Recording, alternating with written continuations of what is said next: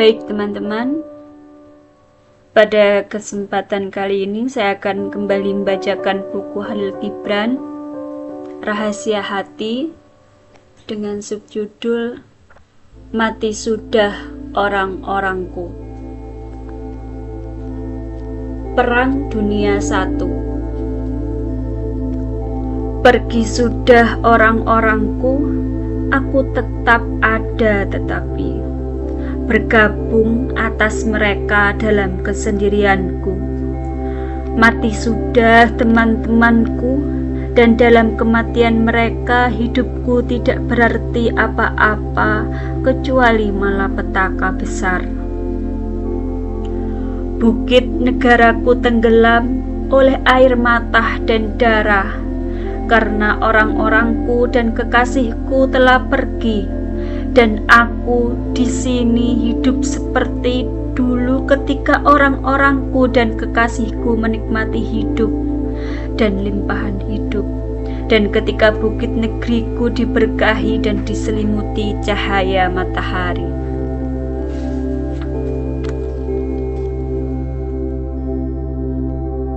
Orang-orangku mati karena kelaparan, dan ia yang tidak binasa dari kelaparan dijagal dengan pedang, dan aku di sini di tanah jauh menjelajah di antara orang-orang yang bahagia yang tidur di atas ranjang empuk dan tersenyum pada hari ketika hari tersenyum pada mereka. Orang-orangku mati dalam kematian yang menyedihkan dan hina, dan di sini aku hidup dalam kecukupan dan dalam kedamaian. Ini adalah tragedi yang membuat panggung dalam hatiku. Sedikit yang peduli untuk menyaksikan drama ini, karena orang-orangku bagai burung dengan sayap patah ditinggalkan oleh kelompoknya. Bila aku lapar dan tinggal di tengah orang kelaparan, dan disiksa di tengah bangsaku yang tertindas, beban hari-hari hitam akan lebih ringan di atas mimpiku, dan kegelapan malam akan kurang gelap di depan mataku yang berlubang, dan hati menangisku dan jiwa terlukaku. Karena ia yang berbagi dengan orang-orangnya, penderitaan dan kepedihan mereka akan merasakan kenyamanan yang hanya diciptakan oleh penderitaan dalam pengorbanan. Dan dia yang dalam kedamaian dengan dirinya sendiri ketika ia mati, tak bersalah dengan teman-teman tak bersalahnya. Tapi aku tidak hidup dengan laparku dan orang-orang tersiksa yang berjalan dalam prosesi kematian menuju kesyahidan. Aku di sini di balik lautan luas, hidup dalam bayangan kenyamanan dan dalam cahaya matahari kedamaian. Aku jauh dari arena menyedihkan dan tekanan, dan tidak dapat bangga atas apa yang ada, bahkan tidak air mataku. Apa yang dapat dilakukan anak yang diasingkan untuk orang-orangnya yang kelaparan, dan nilai apa yang mereka terima yang menjadi kemurungan karena tidak adanya seorang penyair? Bila saja aku telinga jagung yang tumbuh di tanah negeriku, anak yang lapar dapat memetikku, dan dengan buahku memindahkan tangan kematian dari jiwanya. Bila aku buah masak di kebun negeriku, wanita kelaparan akan mengumpulkanku dan bertahan hidup. Bila aku seekor burung terbang di langit negeriku, saudaraku yang lapar dapat memburuku dan memindahkan dengan daging tubuhku bayangan kubur dari tubuhnya. Namun sayang, aku bukan telinga jagung yang tumbuh di dataran Syria, ataupun buah masak di lembah Lebanon. Ini adalah bencanaku, dan ini adalah malapetakaku yang membawa hinaan di depan jiwaku dan di depan hantu malam. Ini tragedi menyedihkan yang mengikat lidahku dan mengikat lenganku dan menangkapku kekuatan dan kehendak dan perbuatanku. Ini adalah kutukan yang dibakar di dahiku di hadapan Tuhan dan manusia. Dan sering mereka berkata padaku, bencana negerimu tidak berarti apa-apa pada malapetaka dunia. Dan air mata dan darah yang dicurahkan oleh orang-orangmu tidak berarti daripada sungai darah dan air mata dituangkan setiap hari dan malam di lembah dan daratan bumi. Ya, tapi kematian orang-orangku adalah tuduhan sunyi. Ia adalah kejahatan yang dilakukan oleh kepala ular yang tak terlihat. Itu adalah tragedi tak berlaku dan tak berskenario. Dan bila orang-orangku telah menyerang kesewenangan dan penindas dan mati sebagai pemberontak, aku akan berkata, mati untuk kebebasan lebih mulia daripada hidup dalam bayangan ketundukan yang lemah. Karena ia yang memeluk kematian dengan pedang kebenaran di tangan akan mengabadikan dengan keabadian kebenaran.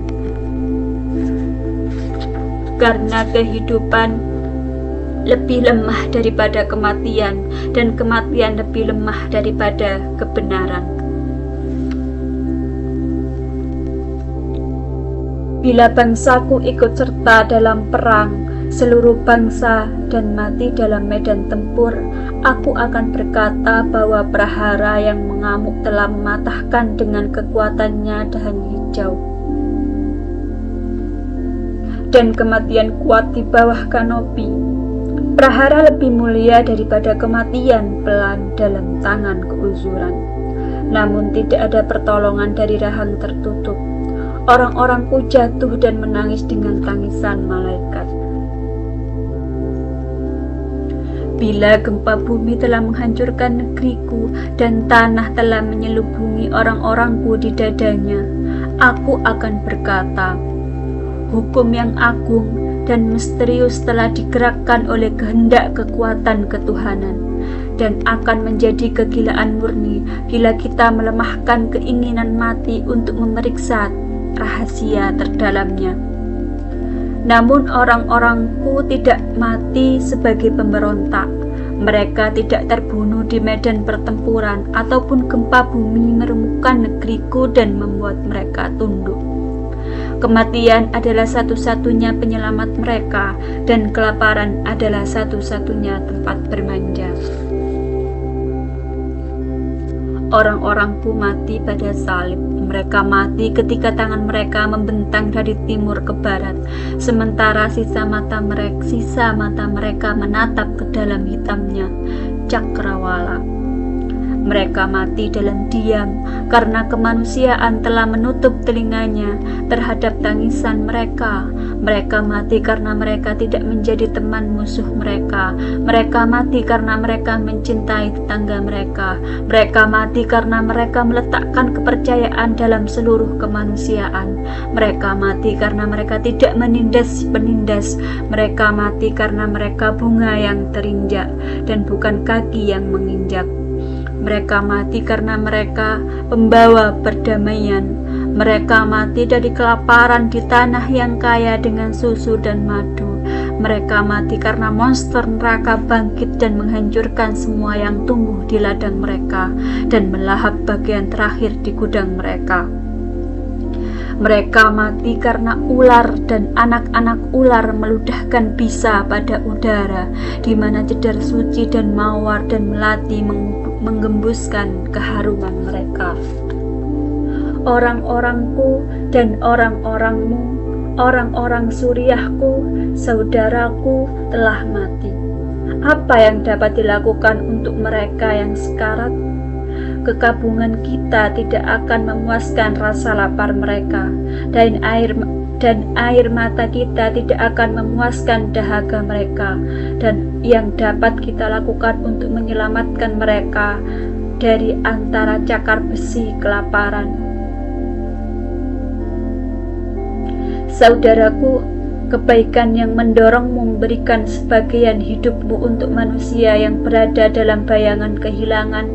Hidupnya hanyalah kebajikan yang membuatmu layak mendapatkan cahaya siang dan kedamaian malam. Ingat saudaraku, keping yang kau jatuhkan ke tangan yang menjulur padamu hanyalah rantai emas yang mengikat kekayaan hatimu dengan hati penuh cinta Tuhan. Singkirkan pikiranmu dan berbahagialah, dan ingat bahwa Ia yang merendahkan dirinya akan diagungkan, dan Ia yang mengagungkan dirinya akan diinjak.